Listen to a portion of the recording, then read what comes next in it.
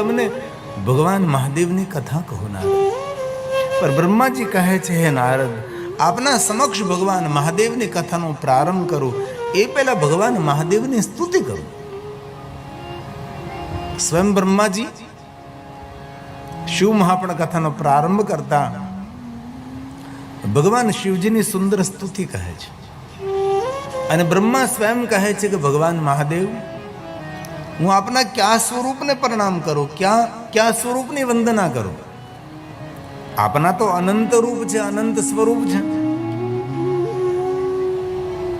પણ બ્રહ્માજી એમ કહે છે, અનેક રૂપોમાંથી મને નીલકંઠ રૂપ બહુ જ વાલું લાગે છે. મૂળ રૂપને તો કોઈ જાણતું નથી ભગવાન. આપના અનંત સ્વરૂપો છે, અનંત રૂપ છે, અગણિત અવતાર છે.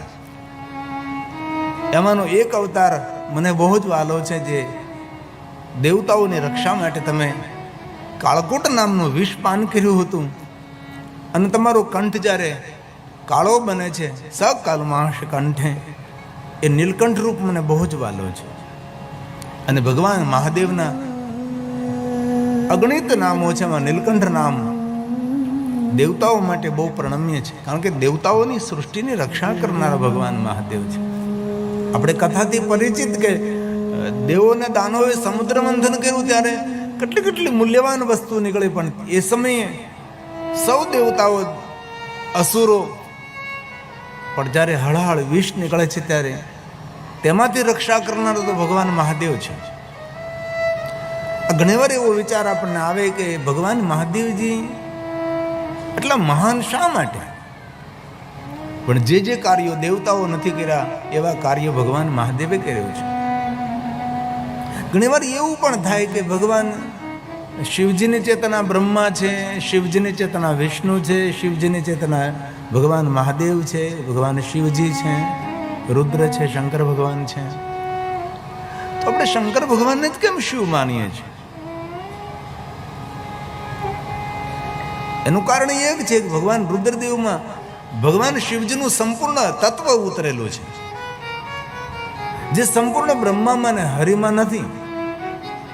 જે ભગવાન રુદ્રદેવમાં છે તે રુદ્રને આપણે શિવ કહીએ છીએ, એ પૂર્ણતાને પ્રાપ્ત થયેલા છે. તેથી શંકર ભગવાનને આપણે શિવ તરીકે જાણીએ છીએ. વાસ્તવમાં સૂર્ય એક છે, અગણિત જેના કિરણો છે. દરેક કિરણ સૂર્યમાંથી જ ઉદ્ગમ સ્થાન પામ્યું છે. વિશ્વના દરેક દેવતાઓ ભગવાન શિવજીના જ અંશ છે, શિવજીના જ સ્વરૂપો છે. તેથી બ્રહ્મા કહે છે, હે નારદ, અવિજ્ઞાત સ્વરૂપાય, મૂળ રૂપને તો કોઈ જાણતું નથી. કેવલ્ય અમૃતા, કેવલ્ય ભગવાન શિવ તો અમૃત સ્વરૂપ છે અને ભગવાન મહાદેવ અમૃત સ્વરૂપ છે. તેથી તો ભગવાન મહાદેવ વિષપાન કર્યું છે. ભગવાન શિવજી જો સ્વયં અમૃતના સ્વરૂપ ન હોય તો આ કાળકૂટ નામનું વિષ કઈ રીતે પાન કરી શકે છે, જે કાળને પણ સમાપ્ત કરી શકે છે? એવું આ વિષ છે. તેથી બ્રહ્માજી નારદના સામે ભગવાન શિવજીની વંદના કરે છે, જે બ્રહ્માજી સુંદર ભગવાન શિવજીની સ્તુતિનું ગાયન કર્યું છે, નમસ્કાર કર્યા છે. કારણ કે બ્રહ્માજી બ્રહ્મલોકમાં મહાદેવની કથાનો હવે પ્રારંભ કરે છે.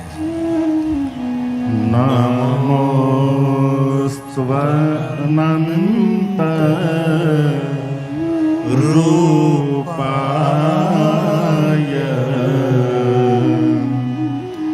નીલકંઠ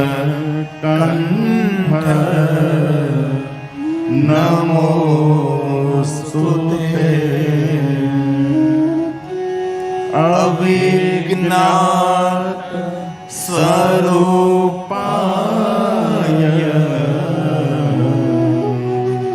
કેવલ્યાય મૃતાય ચ કૈવલ્યાય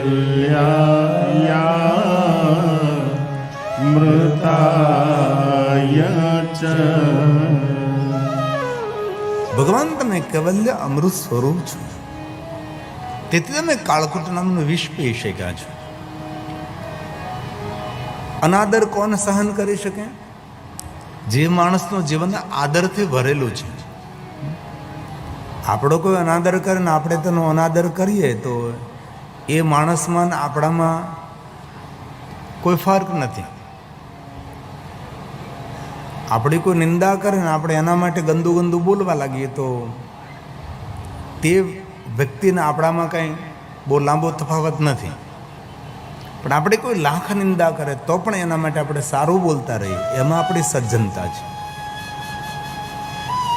આપણું કોઈ અપમાન કરે અને એમનું આપણે સામે અપમાન કરી નાખીએ તો એ માણસને આપણામાં કોઈ ફરક નથી. પણ સામેનો માણસ આપણું અપમાન કરતો હોય તો પણ આપણે મૌન રહીએ અને કોઈ પણ પ્રતિસાદ તેનો ન આપીએ, એમાં આપણી શ્રેષ્ઠતા, એમાં આપણી મહાનતા છે. આ બધું જીવનમાં ઘણું કઠિન છે. અંતે બ્રહ્માજીએ કહ્યું, નાંતમ દેવાવે જાનંતી. વિશ્વના કોઈ દેવતા પણ ભગવાન શિવજીનો સંપૂર્ણ પૂર્ણ મહિમા નથી જાણતા. હું આપને ભગવાન મહાદેવની કથા કહીશ, પણ મારી વાણીને પવિત્ર કરવા માટે, જગત હિત માટે, લોક હિત માટે હું આપને ભગવાન મહાદેવની કથા કહીશ. પણ હે નારદ, જ્યારે ભગવાન મહાદેવની કથાનો પ્રારંભ થાય છે ત્યારે મનુષ્ય માત્ર જીવનના દરેક પાપોમાંથી મુક્ત બને, સર્વ પાપ ક્ષયો ભવે. આપના સમક્ષ હું ભગવાન મહાદેવની કથાનો પ્રારંભ કરું છું.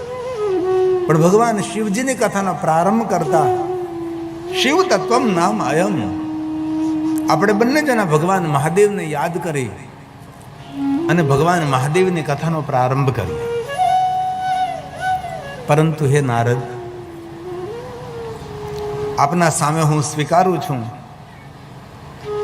શિવ તત્વમ મયા નેવ, ને હું શિવ તત્વને નથી જાણતો.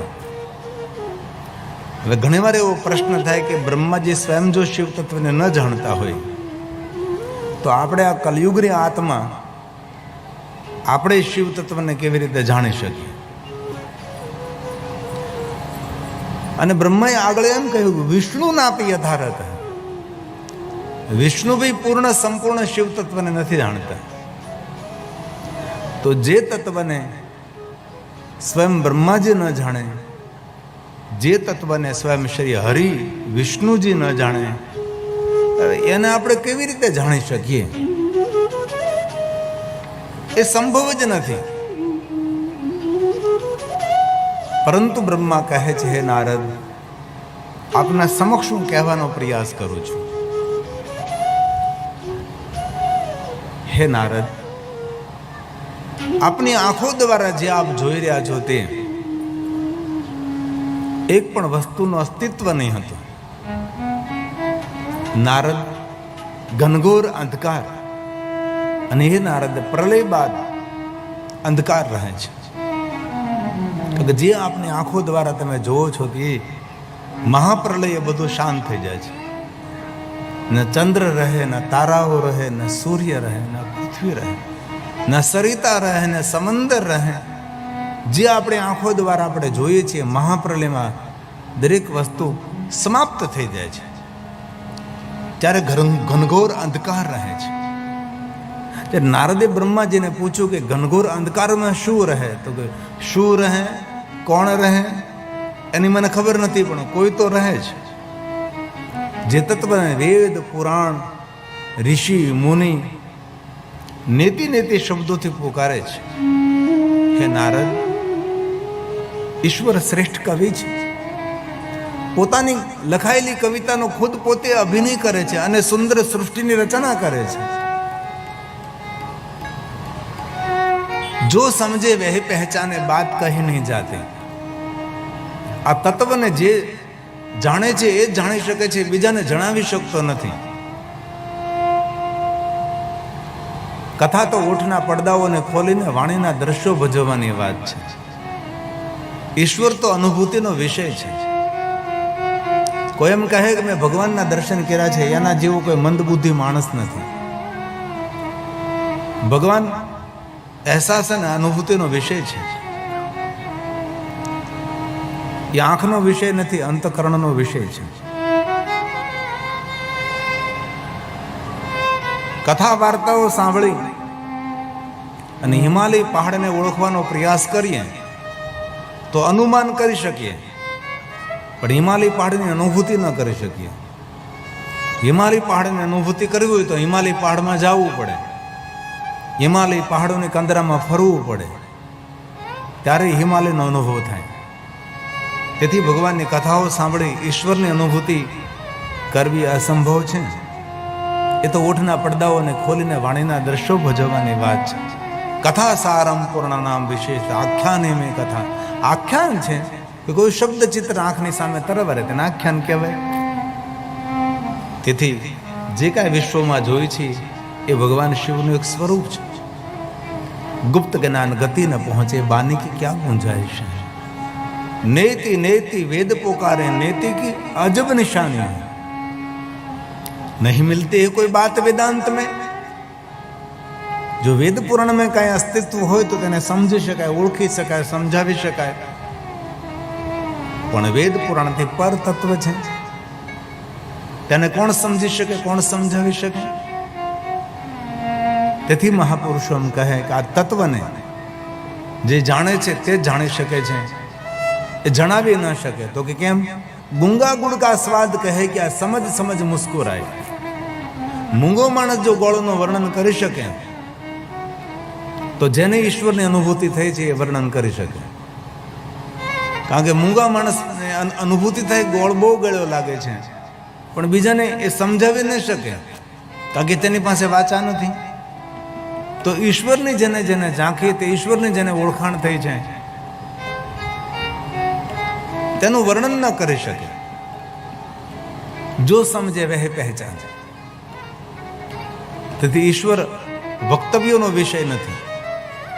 કોઈ તમને પ્રવચન કરીને ઈશ્વરનું દર્શન કરાવે નહીં. અને કલિયુગમાં એવા ઘણા માણસોને આપણે જોઈએ છે, ભગવાનનું આપણને દર્શન કરાવે, માથા પર હાથ મૂકે છે, ઝાંખીથી જાય ભગવાનની. માથા પર હાથ મૂકે તો ધ્યાન લાગી જાય. આવું ઘણું બધું થાય, કલિયુગમાં થાય. બાકીના ગયેલા 3 યુગમાં થતું હશે ન થતું હશે ખબર નથી. કલિયુગમાં આવું બધું લોકો કરે છે. અને બહુ હૃદયથી એક પ્રાર્થના, બને ત્યાં સુધી જ્યાં જ્યાં ચમત્કારોની વાતો થતી હોય ત્યાંથી દૂર રહેવું. આ જગતમાં નવનીકરણ આવિષ્કારે કર્યું છે, ચમત્કારોએ નહીં. આપણે આંખો સામે આપણે જોયું છે કેટલા કેટલા વૈજ્ઞાનિકોએ, કેટલા કેટલા ડૉક્ટરોએ કેટલા મોટા મોટા આવિષ્કાર કર્યા છે. તેથી ચમત્કારની પ્રધાનતા નથી, આવિષ્કારની પ્રધાનતા છે. આ કેટલું સંશોધન થયું. એ લાઇટ, એ માયક, એ પંખા, એ ટેલિવિઝન, ક્યાં ક્યાં, એ મોબાઈલ ફોન, એ ટ્રેન, એ પ્લેન. એક સમય એવો હતો કે માણસ પાસે વ્હીલવાળું ગાડું નહીં હતું. ઘીહરું કરીને ચલાવતા હતા, રથ પણ ઘીહરા કરીને ચાલતા હતા. પછી એ પૈડાની શોધ થઈ અને ગતિ આવી. આવું કઈ હતું જ નહીં. માણસ કાચું ખાતો હતો, એમાંથી ધીરે ધીરે ધીરે સમજણ આવી. આજે આકાશમાં માણસ ઉડે છે, આજે સમુદ્રના તળિયા માણસ યાત્રા કરી શકે છે. કેટલા આવિષ્કારો થયા. તેથી ડાહ્યા માણસોએ ચમત્કારોથી દૂર રહેવું જોઈએ. શરીરમાં કાંઈ રોગ હોય, શરીરમાં કાંઈ પીડા હોય તો સારા ડૉક્ટરો પાસે જવાય. ઘણા માણસોને એ પણ ખબર નથી કે કયા ડૉક્ટર પાસે જવું. ડૉક્ટરો અલગ અલગ હોય. પેટના ડૉક્ટર અલગ હોય, હાડકાના ડૉક્ટર અલગ હોય, કાન નાક ગળાના ડૉક્ટર અલગ હોય, આંખના ડૉક્ટર અલગ હોય, મગજના ડૉક્ટર અલગ હોય. પણ ઘણા ગામડામાં રહેનારા માણસોને એ કાંઈ ખબર નથી હોતી. કાંઈ પણ થાય, કોઈ પણ ડૉક્ટર, પછી ડૉક્ટર એમ કે ભાઈ આ જગ્યાએ તમારે જવું પડશે. તેથી શરીરમાં કંઈ પીડા હોય તો સારા ડૉક્ટરની, સારા વૈદ્યની સલાહ લેવાય. બિઝનેસમાં કંઈ રૂકાવટ આવતી હોય તો બિઝનેસ સ્પેશિયાલિસ્ટ લોકો હોય એની પાસે જવાય. અને ખેતીમાં કાંઈ તકલીફ હોય તો જે ખેતીવાડીનું ભણેલા હોય અને એ જે ખેતીવાડીના સ્પેશિયાલિસ્ટ હોય તેની પાસે જવાય કે ભાઈ આ ખેતીમાં થોડુંક આમ તેમ થવા લાગ્યું છે, તો આના માટે અમારે કયું બિયારણ વાવવું જોઈએ, અમારે કયા પ્રકારનું ખાતર કરવું જોઈએ. દરેક ક્ષેત્રના નિષ્ણાંત હોય. તેથી બને ત્યાં સુધી ડાયા માણસોએ ચમત્કારોથી દૂર રહેવો જોઈએ. તેથી બ્રહ્માજીએ સ્પષ્ટતા કરી કે નારદ, મને ખબર નથી કોણ છે. બ્રહ્મા કોણ છે? જેને આ સૃષ્ટિનું સર્જન કર્યું છે, જેને આ જગતની સુંદર રચના કરી. તેની પાસે કોઈ આર્કિટેક્ટ નહીં હતો, કોઈ ડિઝાઇનર નહીં હતો, કોઈ ઇન્ટિરિયર ડિઝાઇનર કોઈ નહીં હતું. બ્રહ્માજીને કોને માર્ગદર્શન કર્યું છે કે આવી રીતના માણસો બનાવીએ, આવી રીતના જલચર, નભચર, ભૂચર, આવા પશુ બનાવીએ, આવા પક્ષી બનાવીએ, આવા ફળ બનાવીએ, આવા ફૂલ બનાવીએ, એટલા રંગો પૂરીએ, તેની અંદર એટલા વૃક્ષોનું સર્જન કરીએ, એટલા વન બનાવીએ, ઉપવન બનાવીએ. આ સુંદર સૃષ્ટિની રચના કોને કરી? બ્રહ્માજી. કે બ્રહ્મા કઈ સામાન્ય દેવતા છે? તો બ્રહ્માજી જો ઊંચા હાથ કરીને કહેતા હોય કે હું આ તત્વને નથી જાણતો,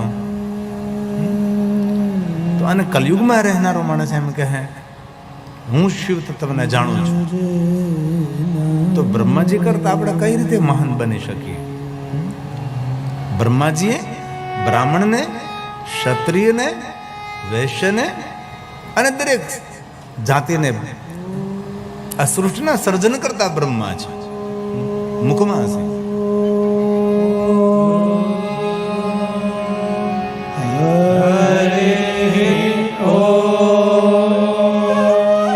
આ બ્રહ્માજીની ઓળખાણ છે. બ્રહ્મણોસ્ય મુખમાસ્વેત બાહુરાજન્યઃ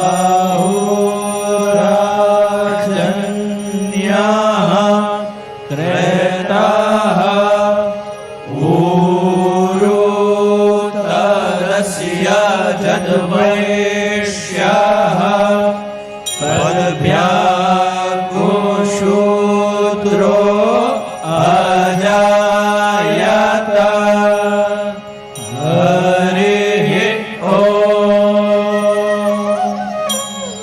બ્રહ્માજીને રોજ પ્રણામ કરવા જોઈએ. કે સુંદર સૃષ્ટિની રચના કરનારા સ્વયં બ્રહ્મા છે. આપણે લગભગ બ્રહ્માજીને યાદ કરતા જ નથી. આમ સનાતની પરંપરામાં જોયું તો આપણા ત્રિદેવતાઓની પ્રધાનતા છે, બ્રહ્મા, વિષ્ણુ અને મહેશ. પણ આટલા બધા સંપ્રદાયો, આટલી બધી વિચારધારાઓ આ સમાજમાં આવી, તેથી ઘણી વસ્તુ આપણે ભૂલી ગયા અને ઘણી વસ્તુ આપણે છૂટી ગઈ છે. અને ભગવાન વ્યાસે વેદના વ્યક્ત કરી છે. કલયુગની અંદર કલયુગી ભગવાનની પૂજા થશે. કલયુગમાં ઉપજાવી કાઢેલા ભગવાન છે. એવા અનેક હોય છે જેનું કંઈ શાસ્ત્રોમાં, પુરાણમાં કોઈ જગ્યાએ તમે પુરાવો ન હોય, કાંઈ ન હોય. તો બ્રહ્મા સ્વયં કહે છે કે હે નારદ, આપની આંખો દ્વારા જે આપ જોવો છો, સૂર્ય નહીં, ચંદ્ર નહીં, ગ્રહ નહીં, તારા નહીં, નક્ષત્ર નહીં, કોઈ દિશા નહીં, કોઈ અંદિશા નહીં, કોઈ સરિતા નહીં, કોઈ સાગર નહીં, કોઈ પેડ નહીં, કોઈ પહાડ નહીં, કોઈ જીવ નહીં, કોઈ જંતુ નહીં, કોઈ માનવ નહીં, કોઈ દાનવ નહીં. ઘનઘોર અંધકાર નારદ. નારદે કહ્યું કે પિતા બ્રહ્મા, ઘનઘોર અંધકારમાં શું હતું, કોણ હતું એની મને ખબર નથી. મારો સંપૂર્ણ ભરોસો છે ને વિશ્વાસ ને શ્રદ્ધા છે કે કોઈ તો હતું. ગુણરૂપ રંગ નાહી એસા હે ઠિકાના.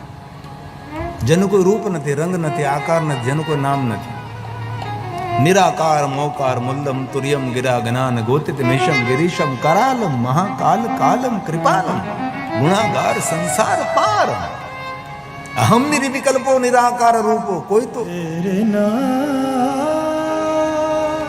જેનું કોઈ રૂપ હોય તો વર્ણન કરી શકું, જેનું કોઈ નામ હોય તો વર્ણન કરી શકું. હવે નામ નથી, રૂપ નથી, રંગ નથી, આકાર નથી, તો હું કઈ રીતે તમારી સામે તેનું વર્ણન કરી શકું? તેથી એ તત્વને આપણે નીતિ શબ્દોથી આપણે નિરંતર પુકારતા રહીએ છીએ. જે તત્વને વેદ પુરાણ નિરંતર નીતિ શબ્દોથી, શ્રુતિ વારંવાર કહે છે. કોઈ છે, ક્યાં છે ખબર નહીં. અવિદ્યતે સચકિતામ. વેદ પુરાણ જેને જાણવા માટે કંપનનો અનુભવ કરે છે, એવા ભગવાન છે. ભગવાન વ્યાસજી કહે છે અવિદ્યતે અભિધતે સચકિતં યદસ્તિ શ્રુતિ પુનઃ. શ્રુતિ પુનઃ પુનઃ કહે. શું કહે? કોઈ છે. કોણ છે? સત્યં જ્ઞાનમનંतं ચ પરમાનંદં પરમમહં. પરમાનંદં પરમમહં. હે નારદ, જે તત્વ નીતિ નીતિ શબ્દોથી આપણે તે પુકારતા રહે છે. रामचरित मानस तुलसी ने भी यही कहा, नेति नेति जेहि वेद निरूपण. वेद में केवुं निरूपण कर्યું ભગવાનનું? તો કે નેતિ નેતિ શબ્દો से નિરૂપણ કર્યું છે. કોઈ રૂપ નહીં, કોઈ રંગ નહીં, કોઈ આકાર નહીં. આ શબ્દ તુલસીના પ્રસાદ છે. નિજાનંદ નિરૂપાધે અનુપા. અનુપા મતલબ આપણે જે વિચારીએ છીએ એવા જ ભગવાન હોય એવું કઈ આપણે કહી ન શકીએ ને. આપણે જે વિચારીએ એના કરતાં અલગ ભગવાન હોઈ શકે છે. આપણે કેવા ભગવાન ઉપર વિચારીએ કે આપણા જેવા, તો મનુષ્ય ભગવાન માટે ચિંતન કરે તો એ મનુષ્ય જેવા ભગવાનનો વિચાર કરી શકે છે. એવા ન પણ હોય, આપણને શું ખબર? કોઈ પશુ પણ એવું વિચારતા હશે કે અમારા જેવા ભગવાન, કોઈ પક્ષી એવું વિચારતા હશે કે અમારા જેવા ભગવાન. તેથી જો તમારે સનાતની પરંપરામાં લગભગ બધા રૂપોમાં ભગવાન છે. ઘોડા જેવા ભગવાન છે, પક્ષી જેવા ભગવાન છે, સિંહ જેવા ભગવાન છે, હાથી જેવા ભગવાન છે, વાંદર જેવું રૂપ ધારણ કરનારા ભગવાન છે. દરેક રૂપમાં છે આપણી પાસે. એટલે મૂળ રૂપ કેવું છે એ ખબર નથી. આપણે જે વિચારે કે પિતાંબર, આ બધું તો શાસ્ત્રોમાં વર્ણન કર્યું ભાઈ આવા ભગવાન. તો તુલસી એમ કે આપણે જે વિચારીએ એવા ભગવાન ન પણ હોઈ શકે, અલગ પણ હોઈ શકે છે. અંતે તો તુલસી કહ્યું નેતિ નેતિ. નેતિ નેતિ જેહિ વેદ નિરૂપા નિજાનંદ નિરૂપાદિ અનુપા. નિજાનંદ નિરૂપાદિ અનુપા. જે તત્વનું શબ્દો દ્વારા વર્ણન ન થઈ શકાય એવા ભગવાન છે. ત્યાંથી શંભુ, વિરંચી, વિષ્ણુ ભગવાન, બ્રહ્મા વિષ્ણુ એ નિરાકાર તત્વમાંથી આ ત્રિદેવતાઓનું પ્રાગટ્ય થયું છે. જે વિશ્વની વ્યવસ્થા સંભાળે છે, જે વિશ્વનું સર્જન કરનારા છે. પહેલા તો શંભુ, પછી વિરંચી બ્રહ્મા और भगवान श्री हरि भगवान विष्णु जी. એ તુલસી કહે છે શંભુ વિરંચી વિષ્ણુ ભગવાન વિષ્ણુજીનું પ્રાગટ્ય થયું. એ નિરાકાર તત્વમાંથી એકમાંથી ત્રિદેવતાઓનું પ્રાગટ્ય થયું છે. તુલસી એમ કહે છે શંભુ વિરંચી વિષ્ણુ ભગવાન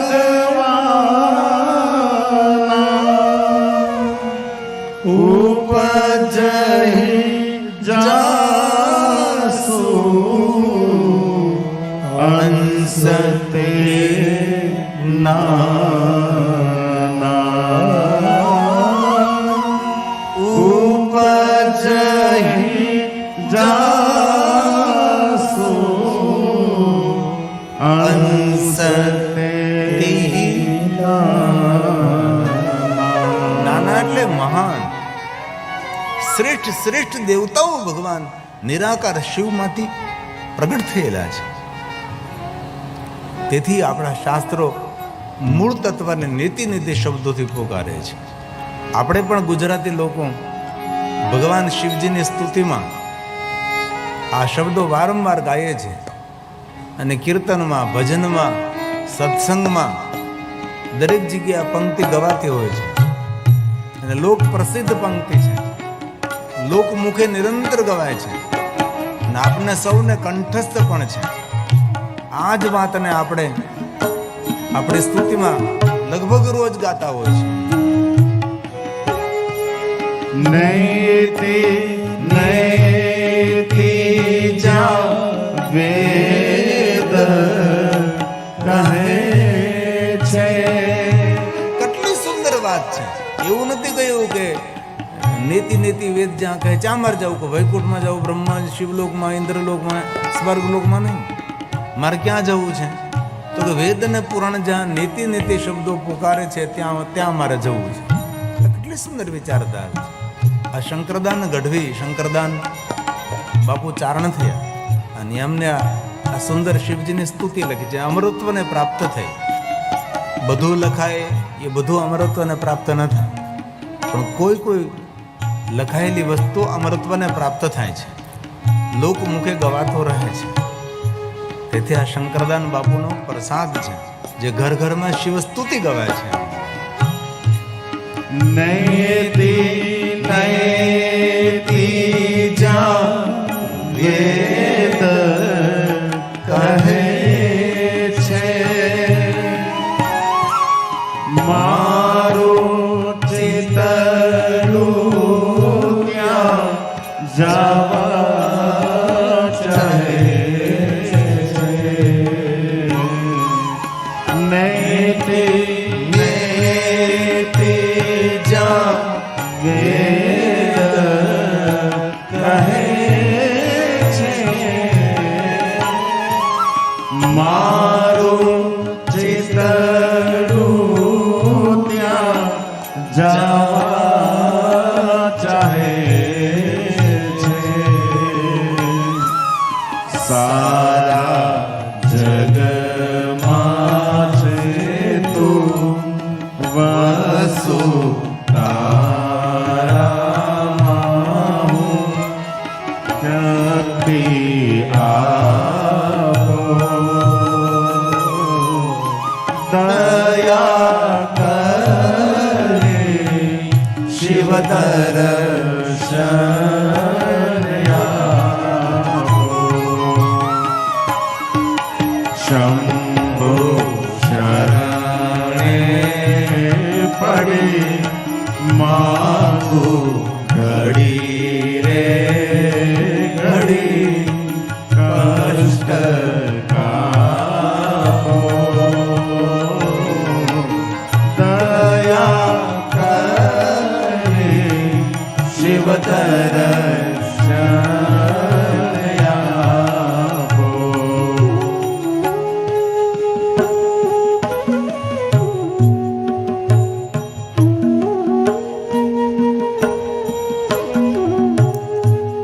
ગુજરાતી દેશમાં રહેતો કે પ્રદેશમાં રહેતો, દરેકના સ્તુતિ કંઠસ્થ હોય છે. અન્ય મંત્ર સ્તોત્ર આપણે ન બોલી શકીએ. આપણા ગુજરાતીઓ માટે આ ભગવાન શિવજીની શ્રેષ્ઠ સ્તુતિ છે. રોજ મહાદેવના ભક્તો ગાય છે.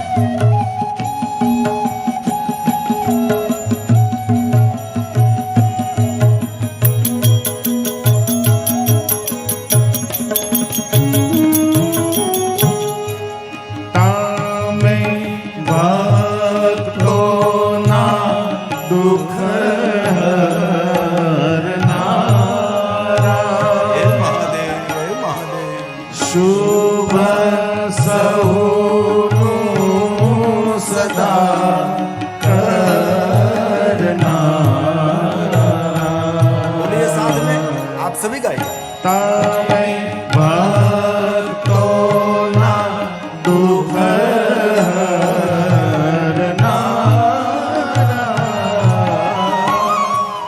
શુભ સહુનું સદા કરનારા.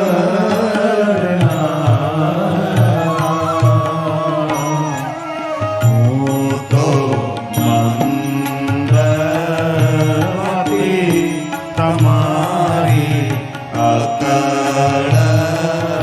ગતિ દુઃખ કાપો દયા કરી શિવ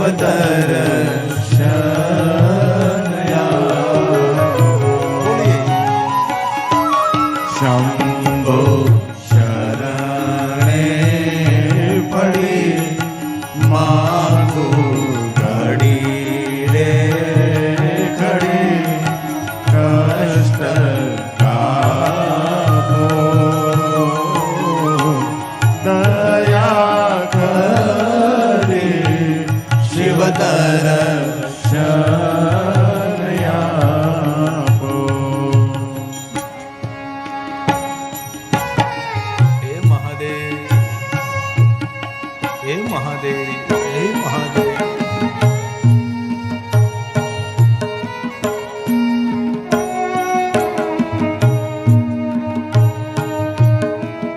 महादेव को याद करे भाव और भक्ति के साथ।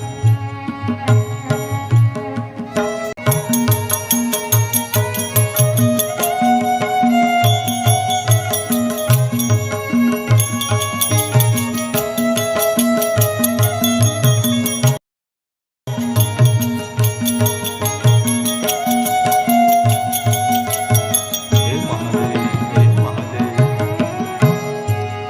અંગે ભસ્મ સ્મશાન નિચોડે સંગે રાખો સદા ભૂત અંગે ભસ્મ સ્મશાન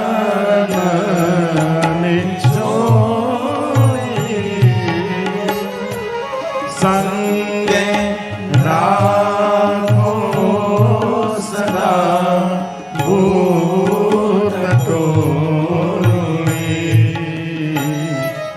વાલે તિલક કર્યું કંઠે વિષ કર્યું અમૃત આપો દયા કરી શિવ દર્શન આપો શંભો શરણે પડી માગો ઘડી રે ઘડી કષ્ટ કાપો દયા કરી શિવ દર્શન આપો आज सोमवार છે ભલે રોજ ન બોલી શકીએ પણ સોમવારના દિવસે તો સ્તુતિ બોલવી જ જોઈએ.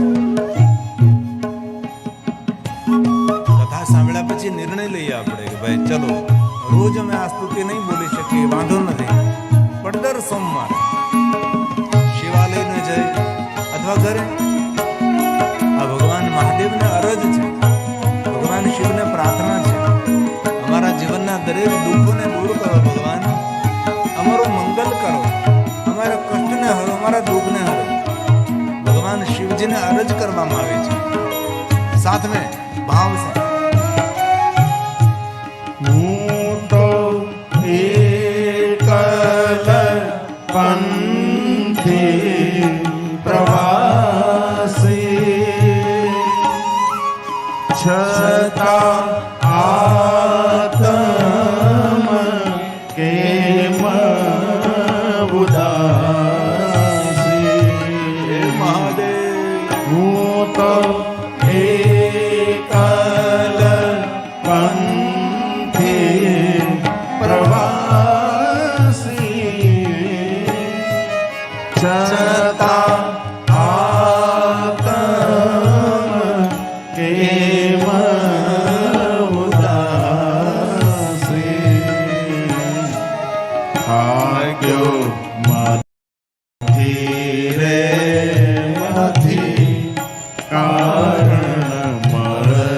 શકતું નથી સમજણ આપો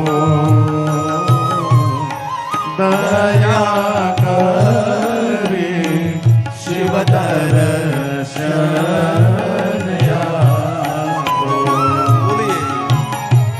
શંભો શરણે પડી માગું ઘડી રે ઘડી કષ્ટ કાપો દયા કરી શિવ દર્શન આપો હે મહાદેવ, હે મહાદેવ, હે મહાદેવ. આજે આપણા ભાગ્યની આપણે સરાહના કરીએ, કારણ કે આજે સોમવાર છે અને ભગવાન મહાદેવની કથાનું શ્રવણ કરીએ છીએ અને સમૂહમાં સ્તુતિ ગાઈએ છીએ આપણે.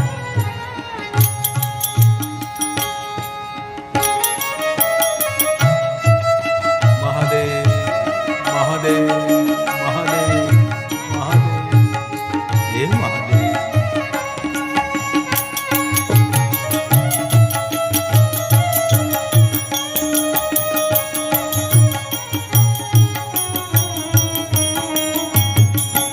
बोलिए साथ में.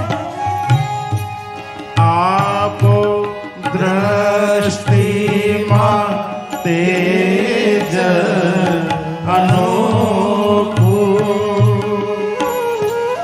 સારી સૃષ્ટિને શિવરૂપ દેખું આપો દ્રષ્ટિમાં તેજ અનોખું સારી સૃષ્ટિને શિવરૂપ દેખું મારા મનમાં વસો આવી આઈએ વસો શાંતિ આવો દયા કરે શિવ દર્શન